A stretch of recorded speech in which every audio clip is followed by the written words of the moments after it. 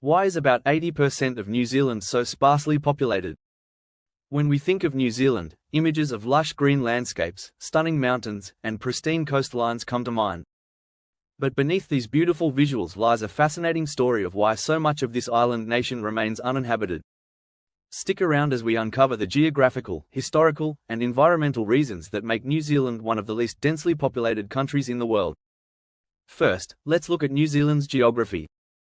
New Zealand is made up of two main islands, the North Island and the South Island, along with a number of smaller islands.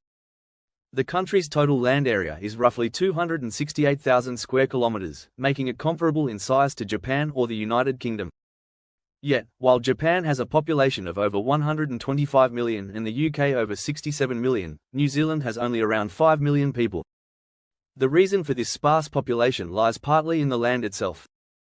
Much of New Zealand's landscape is mountainous, rugged, and dominated by dense forests, steep hills, and volcanic areas. The Southern Alps, for example, run almost the entire length of the South Island, with peaks reaching over 3,000 meters. This makes a large portion of the South Island nearly inaccessible or unsuitable for large-scale human settlement. Even in the North Island, volcanic plateaus, hot springs, and areas with geothermal activity cover vast stretches of land, which can be difficult for building and infrastructure. So, much of New Zealand's land isn't flat or easy to develop, making it a natural barrier to population growth. Another major reason for the low population density is New Zealand's commitment to environmental preservation. New Zealand is famous for its diverse ecosystems and unique wildlife, and the government has taken significant steps to protect these natural resources. Over 30% of New Zealand's land area is designated as protected national parks, reserves, or conservation areas.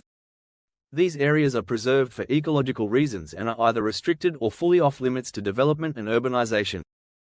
Take Fiordland National Park, for example, one of the most stunning wilderness areas in New Zealand. It spans over 12,000 square kilometers and is filled with ancient rainforests, fjords, and alpine landscapes. However, due to its ruggedness and protected status, no one lives in Fiordland, and it remains almost completely untouched by human settlement. This commitment to preservation means that a huge portion of the land is purposely left empty to protect New Zealand's unique flora and fauna, much of which isn't found anywhere else in the world. So, while this contributes to the perception of emptiness, it's actually a deliberate choice to maintain the natural beauty of the country. Let's turn back to history for a moment.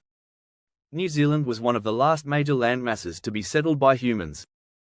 The first people to arrive in New Zealand were the Maori, Polynesian navigators who reached the islands around 200 AD.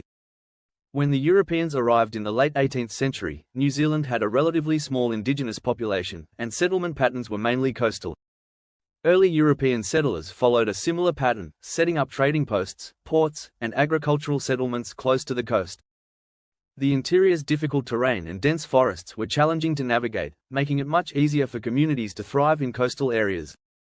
Even today, the majority of New Zealand's population lives in cities like Auckland, Wellington, and Christchurch, which are all coastal or near coastal. This historical pattern of settlement around the coastlines left much of the inland regions sparsely populated, a trend that continues even in modern New Zealand. Today, about 86% of New Zealand's population lives in urban areas, with over one-third residing in Auckland alone. Auckland's population is around 1.7 million, and other major cities like Wellington and Christchurch hold significant populations as well.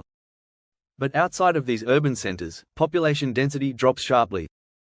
The focus on urban living has influenced New Zealand's infrastructure as well.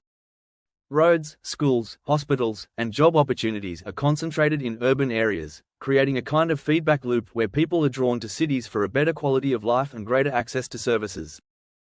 This urban focus has contributed to the relative emptiness of rural and inland areas, as people tend to migrate toward the cities for employment and education. New Zealand's economy also plays a role in its population distribution. The country's economy relies heavily on agriculture, particularly livestock farming like sheep, cattle, and dairy farming.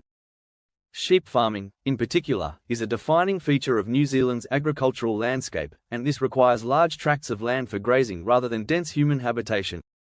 While there are farmhouses and small rural communities scattered throughout the countryside, the land itself is more economically valuable for farming than for residential development. The agriculture-based economy, therefore, doesn't create the same densely populated rural communities seen in other parts of the world. As a result, large portions of New Zealand's land remain sparsely populated, with agricultural activity taking precedence over human settlement. New Zealand sits on the Pacific Ring of Fire, a tectonically active region known for frequent earthquakes and volcanic eruptions. The country's unique position makes it highly prone to seismic activity, which can sometimes discourage settlement in certain areas. Cities and towns are generally built with high seismic standards, but rural areas with frequent earthquakes and potential volcanic hazards remain largely undeveloped and lightly populated. Additionally, New Zealand is vulnerable to natural hazards like floods, landslides, and tsunamis, which can make certain areas less desirable for settlement. This vulnerability to natural disasters has had an impact on the development of inland areas, leading to further concentration in safer, established urban regions. In summary, New Zealand's vast empty spaces are the result of a unique combination of factors. The country's mountainous and rugged terrain, combined with a focus on environmental preservation, has left much of its land untouched.